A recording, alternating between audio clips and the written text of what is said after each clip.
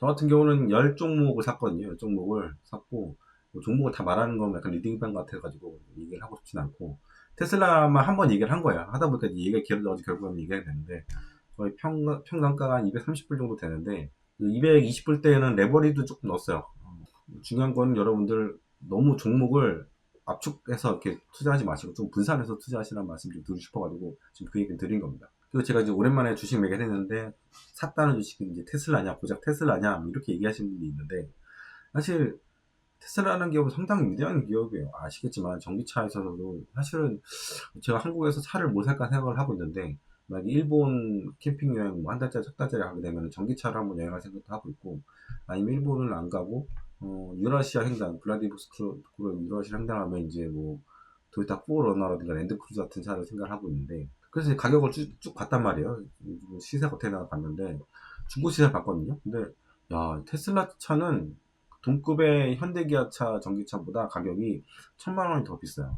그거 보면서 느낀 게, 아, 얘네들은 확실히 차가 급이 다르구나. 그런 생각이 들어요. 물론 RCCU 같은 그런 사태도 좀 터지긴 했지만, 아직까지도 만듦새라든가, 뭐, 자율주행 이런 건 말할 것도 없고, 뭐 현대 기아차의 자율주행 거의 운전자 보조 장치? 뭐 이 정도 어시스턴트 같은 그런 역할이잖아요. 근데, 뭐, 아시겠지만 테슬라는 그냥 혼자 지금 왔다 갔다 하는 그런 주차까지 다 알아서 딱 해주고, 뭐 이런 수준이기 때문에 비교가 안 되죠. 중고차 가격이 안 떨어진다는 거는 바로 그 차이일 것 같아요. 그래서 테슬라를 우습게 보면 안 돼요. 뭐 우주항공 쪽도 있고 스페이스X도 있고 정말 위대한 기업이기 때문에 테슬라 산다는 게 왜 웃음거리인지 저는 잘 모르겠더라고요. 여러분들이 주식을 살 때 뭐 남들이 모르는 특별한 주식을 사야겠다 뭐 이런 생각들을 하고 있는 것 같아요. 그래서 IOQ 같은 그런 말도 안 되는 주식을 사서 50%씩 막 당일날 빠져가지고 다 손해나고 또 레버리지 그런 종목을 레버리지 사가지고 연끌해가지고 거의 상장 폐지됐나요 레버리지가? 잘 모르겠지만 그런 일들을 한국인들이 세계에서 제일 많이 당한대요. 그 뉴욕의 어떤 그 펀드 매니저 대표가 한 얘기가 한국 사람들은 꿈을 먹는 주식들에다 몰빵을 하고 레버리지를 담가가지고 시장이 폭락하면 그걸 다 맞는다. 그 귀신같이 그런 종목들을 많이 산다. 그리고 나서 폭락을 되게 많이 당한다. 이런 얘기를 하더라고요. 그래서 오징어 게임이라는 저는 그 드라마를 보지 못했지만 거기서 실제로 일어나는 일들이 한국에서 실제로 일어나는 일들이다. 한마디로 얘기하면은 그 사람이 한 얘기가 한국 사람들이 미국 소형주 시장을 주식 시장을 좀 물 흐리고 있다. 뭐 이런 얘기를 하는 것 같아요. 어떻게든 뭐 인생 역전을 하려는 것 같아 주식으로. 왜냐면 우리나라 이 조그만 나라에 지 옆에 다 아파트들이 쫙 있거든요. 여기 어디지? 여기 삼성동 쪽인데 아, 삼성동에 아파트들이 진짜 많긴 많은 것 같아. 그야말로 아파트 숲인데 이렇게 따닥따닥 딱 붙어 있는 거 보니까 사람들이 뭘 하고 다니는지 뭘 타고 다니는지 이런 걸 계속 물어보니까 나도 쟤를 이렇게 뭐랄까 많이 따라잡고 싶다 이런 생각 때문에 주식으로 인생 역전을 하고 싶은 막 이런 게 있는데 이게 그 피볶음밥이 찬다고 주식은 그렇게 하면 더 빨리 망해버립니다. 천천히 해야 돼 천천히.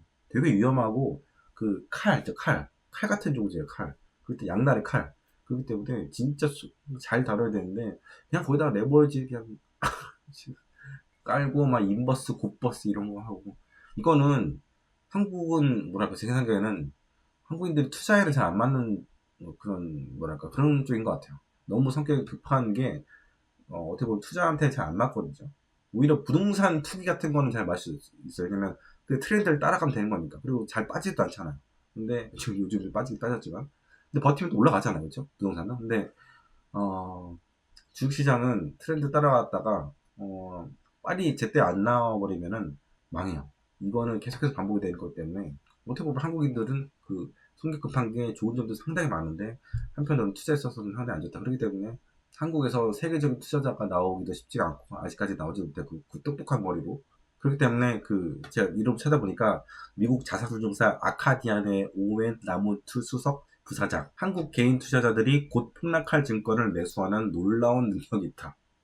2008년 리만 브로더스 붕괴 직전과 2018년도 불마게돈 사태, 니콜라 사기 의혹, 실리콘뱅크의 붕괴 등 미국 금융 역사의 재앙 직전에 한국 개인 투자자들의 관련 종목 매수가 급증했다는 것이다.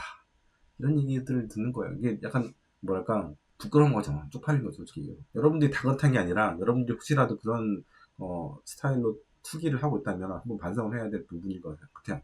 아무튼 아이온큐는 계속 적자의 회사고 적자의 회사에 그렇게 큰 돈을 태우고 레버리지를 태운다는 거는 저는 좀 아니라고 봐요. 우리가 이제 국채 같은 것들 레버리지 키우는 경우가 상당히 많거든요. 기관 투자자들은 해지도 좀 하면서. 왜냐면은 움직이는 단위가 작다 보니까 3배, 10배씩 한단 말이에요.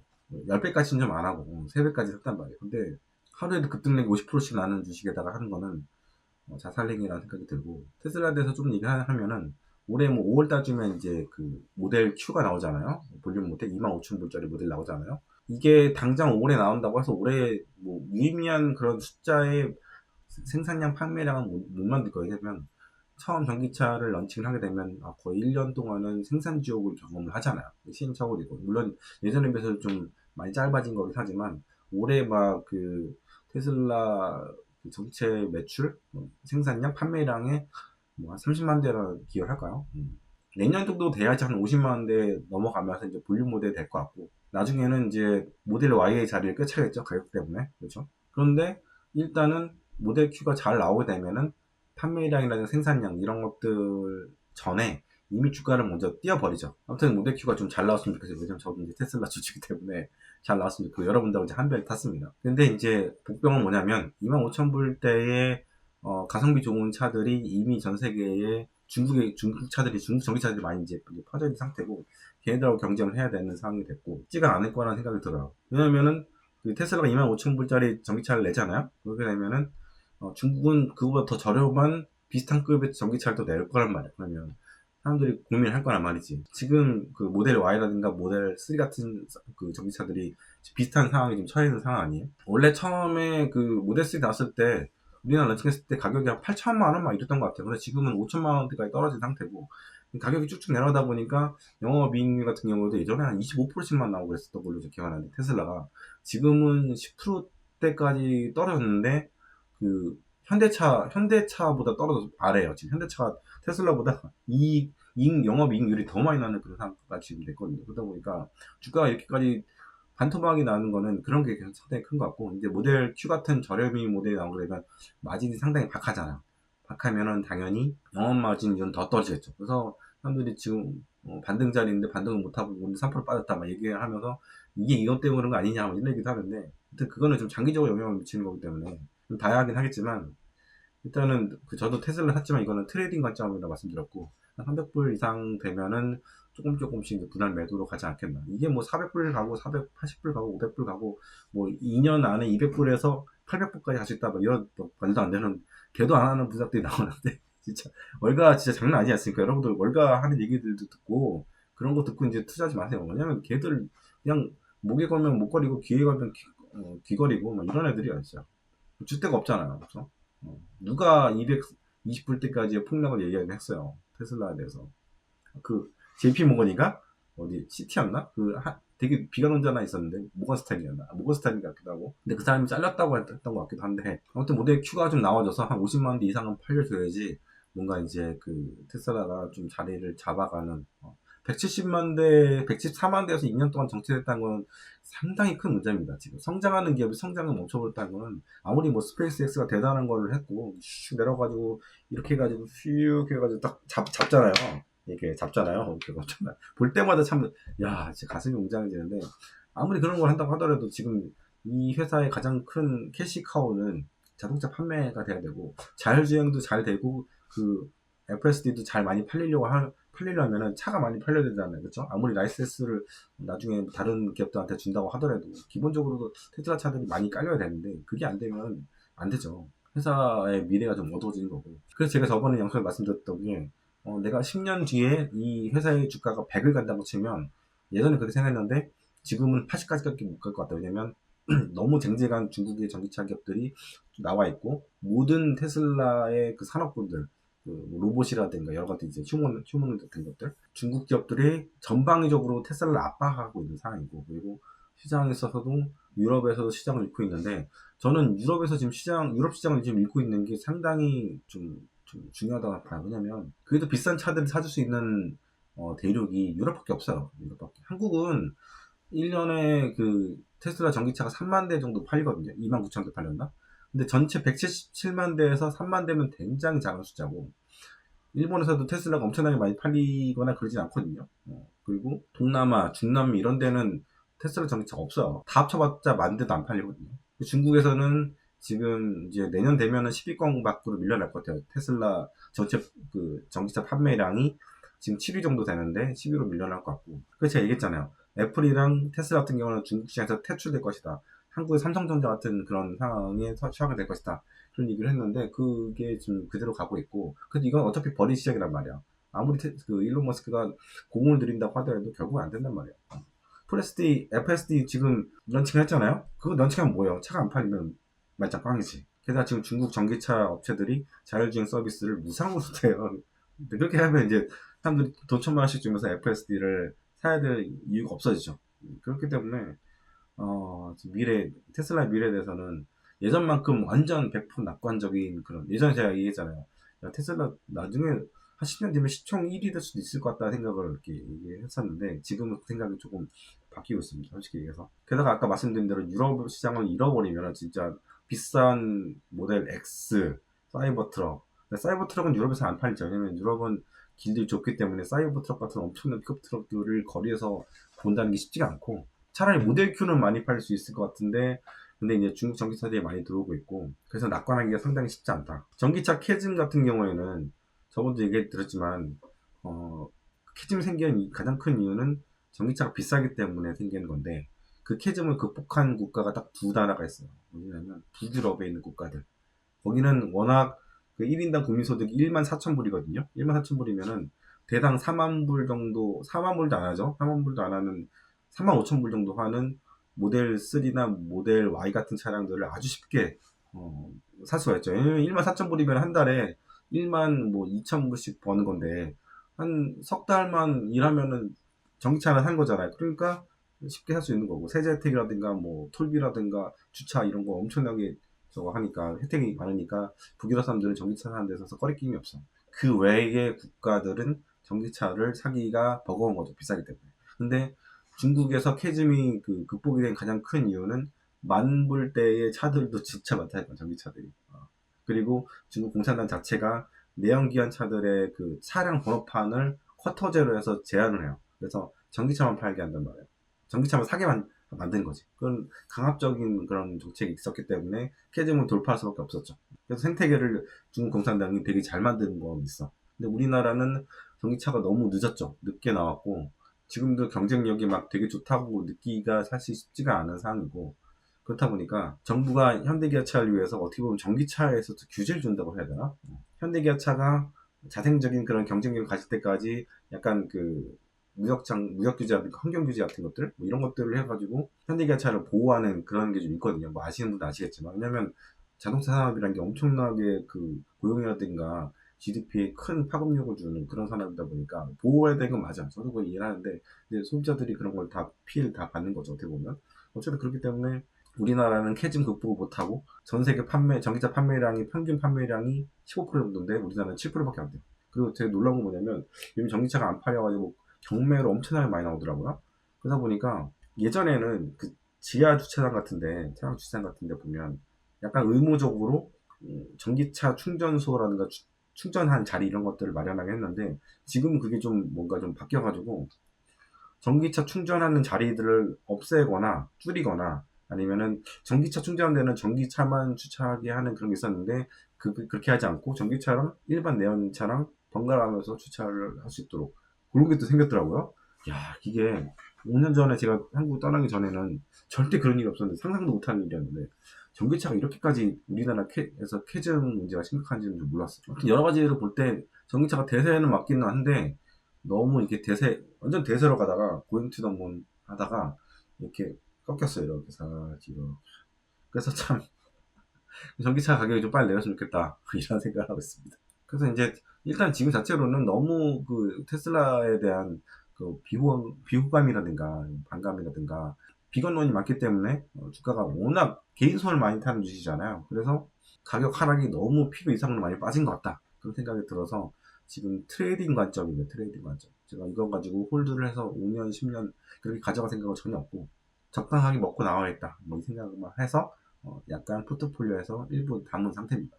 저는 일론 머스크를 진짜 존경하거든요. 진짜 대단한 사람이라는 생각 들고, 우리나라 일론 머스크 같은 사람이 진짜, 일론 머스크의 반 정도 되는 사람, 능력의 반 정도 되는 사람이 한 명이라도 있으면 진짜 얼마나 좋을까, 이런 생각이 드는데, 근데 물론 정치 성향은 지금, 뭔가 좀 너무 막 나가는 극우 파시즘, 이거잖아요. 이거? 이런 걸 보면 또 이게 아닌 것 같기도 하고. 하지만 여러분들이 투자를 할 때는 정치 성향 같은 경우는 버리고 투자를 하세요. 무조건 기업만 보시고 투자하시기를 좀 권합니다. 그리고 엔비디아 같은 경우에는 저는 투자를 하지 않았어요. 계속 엔비디아는 투자를 잡는 그런 좀 주식이고, 과거부터 저는 엔비디아를 그렇게 막 좋아하는 주식은 아니었거든요. 왜냐면 변동성이 너무 커요, 얘도. 너무 크고, 이게 업황이라는 게 확 올라가면 확 올랐다가 빠지면 또 한 4분의 1 토막이 확 나고, 이게 너무 크거든요. 근데 그 업황은, 반도체 업황은 되게 맞추기가 쉽지 않아요. 근데 한국 사람들은 진짜 반도체 주식을 너무 좋아하는데, 업황을 맞추는 거는 거의 불가능하고, 올라가니까 따라 사는 그런 경향도 있는데, 또 빠질 때는 확 빠지기 때문에 진짜 샤프게 떨어지잖아요. 그러다 보니까 거기에 이제 대부분 다쳐서 이제 깡통 계좌를 만드는데 큰 역할을 하는데, 엔비디아는 제가 못 잡았긴 하지만, 결국에는 총 한 2조 달러 정도가 적당하지 않나, 그 생각을 계속 유지하고 있고요. 누군가 그런 얘기 하더라고요. 시스코랑 되게 비슷하다는 얘기를 하는데, 저는 그 얘기 듣는 순간, 아, 내가 하고 싶은 얘기를 이 사람이 딱 하는구나, 그런 생각이 들었어요. 뭐냐면, 시스코라는 기업이 처음 90년대 말에 이제 닷컴 버블 때, 인터넷 라우터를 생산하는 업체잖아요. 이 인터넷이라는 산업이 확 커지고 있는데, 어떤 업체든 간에 인터넷 라우터를 써야 될 거 아니야. 그러니까, 이 회사가 이제 완전 고잉 투 더 선 막 해버린 거죠. 그래서 난리가 났고, 뭐지? 그, 주가가 너무 많이 올라가지고, 그 당시 저는 주식을 하던 때가 아니었거든요. 그러다 보니까 잘 책을 보면서 아는 건데, 엄청난 시총 자랑하면서 닷컴 버블의 대명사 같은 주식이 됐고, 그리고 닷컴 버블이 꺼지면서 주가가 한 10년 동안 정고점을 12년 동안인가 정고점을 회복하지 못했던 그런 역사가 있는 걸로 제가 아는데, 마찬가지로 엔비디아 같은 경우도 어느 정도 데이터 센터가 다 이제 셋업이 되고 다 깔리잖아요. 그러고 나면은 굳이 GPU를 그렇게까지 대규모로 살 이유가 없어져요. 그러면 매출이 감소가 될 수 있고, 이익도 감소가 될 수 있고, 주가도 빠지게 될 수 있고, 그런 상황이 되는 거고, 올해가 이제 누구나 다 이게 올해가 피크다. 그거 보면 이제 답이 나오는 거죠. 여러분들, 제가 이제 지금 집에 이사를 지금 어제 왔는데, 어제 오면서 뭐 이사치센터도 사용하고, 뭐 여기 칠해 주신 분들도 오셔가지고 하고 뭐 이러는데, 처음에는 세팅하는데, 집 세팅하는데 많은 사람들이 필요해요. 그 돈을 많이 써요. 근데 세팅 어느 정도 되잖아요. 그러면 그 사람들을 더 이상 부를 일이 없어. 뭐 수선을 해야 되거나 뭐 인테리어 조금 바꾸고 이럴 때 그 사람들 부르지만, 제가 처음 여기를 세팅할 때만큼의 그런 시간이라든가 돈을 투자할 필요 없거든요. 마찬가지로 데이터 센터도 어느 정도 다 지어지게 되면은 그 뒤부터는 유지 보수를 위한 것들만 필요하기 때문에, 굳이 그 수많은 돈들을 더 쓸 필요가 없다. 그 얘기 좀 드린 거. 이게 이 수주 산업, 반도체 산업의 특징입니다. 그리고 GPU 같은 경우에는 아무리 내가 5만 개, 10만 개, 20만 개 갖고 있다 하더라도 결국엔 쓸 줄 알아야 되거든요. 그거를 100, 1000개, 5000개, 만 개, 2만 개 그 병렬로 엮어가지고 내가 이걸 가지고 LLM이라든가 여러 가지 추론 모델들 이런 것들을 돌려서 이게 뭔가 세팅해서 이제 아웃풋을 내야 되는데, 이거를 할 수 있는 기업들이 전 세계에서 몇 개 안 된다는 거야. 일단 우리나라에서는 뭐 2000개 이상 엮어가지고 LLM 같은 거 만들 수 있는 기업이 하나도 없어요. 연구소도 하나도 없고, 진짜 AI 쪽에서는 진짜 후진국 중에 후진국이고, 뭐 유튜브에 보면은 많은 뭐 AI 전문가들, 한국인들이 많이 오는데, 글로벌 기준으로 볼 때는 진짜 저 바닥에 있는 거고, 이번에 이제 그 테슬라의 크룩이 나왔잖아요. 크룩이 10만 개 정도 GPU 연결해가지고 이렇게 해서 이제 런칭을 했는데, 그거 보면 정말 대단하지 않나요? 테슬라가 AI를 런칭한 지가 얼마 안 됐잖아요. 얼마 안 됐는데도 그 정도가 된다. 그러니까 AI 그 생태계의 인프라 같은 것들, 이런 것들이 미국은 정말 대단하다는 거지. 인재를 빠르게 쉽게 구할 수 있다는 거죠. 돈만 주면. 근데 한국은 그 인재의 풀 자체가 너무 협소하고 작고, 다들 뭐 말씀하시듯이 그 공부 잘하는 친구들은 다 의대 가고, 그렇죠? 또 제 주변에 똑똑한 친구들은요 다 해외에 나갔어요. 미국으로 나갔어요. 이거는 여러 가지, 뭐 아이들 교육 때문에 그렇다, 뭐 때문에 그렇다 막 얘기하는데, 여기는 제가 생각하는 상위 1%에 속하는 제 지인들은 지금 계속 미국을 하고 있어요. 이번에도 제 회사에서 되게 잘 나가던 친구, 전 직장에서 동기 하나가 미국으로 갔어요. 뉴저지로 갔는데 되게 이민도 쉽게 가더라고요. 뭐 돈이 되게 많아서 간 건 아닌데, 방법이 있긴 있는데, 나도 옛날에 그 생각을 했었던 건데 그걸 걔는 하더라고요. 그래서 그래서 한국에서 똑똑한 친구들은 다 미국으로 가고 있구나. 그런 생각이 들더라고요. 그래서 미국에서의 그 GPU 세팅, 셋업이 끝나게 되면은, 그다음부터 엔비디아 GPU를 많이 사줄 수 있는 그런 주체들이 별로 없다. 뭐 싱가포르에서 뭐 산다, 많이 산다고 얘기하는데, 그래봤자 전체 매출의 3%도 안 되고, 그게 이제 흘러들어가서 중국 넘어가잖아요? 그렇기 때문에 이제 트럼프가 그것까지도 막아버릴 것 같고, 유럽에서도 그렇게, AI가 굉장히 상하거나, 발달했거나 그런 게 아니기 때문에 사줄 주체가 없는 것 같고, 그렇기 때문에 결국에는 AI는 중국하고 미국만 다 해먹는 것 같아요. 나머지 국가들은 존재감이 없어요. 그 얘기는 뭐냐면은 GPU가 그렇게까지 매출이 막 급상승할 수 있는 가능성이 별로 없다. 그렇게 생각이 듭니다. 그래서 제가 말씀드린 거는 엔비디아는 시총 2조 달러 정도, 뭐 2조 달러면 한 80불대, 90불대 되는 것 같은데 그 정도면 충분하다. 그쪽으로 회계, 뭐 당장 뭐 오늘 뭐 몇 달 안에 된다 그런 게 아니라 적어도 장기적으로 추세를 볼 때는 이 버블이 이제 끝나가고 올해까지는 그 매출이 엄청나게 좋아지겠죠. 근데 그 어닝 서프라이즈 비율도 상당히 낮긴 하지만 낮아지고 있긴 하지만 결국에는 그 80불대, 90불대로 수렴하지 않겠나 그 생각을 하고 있습니다.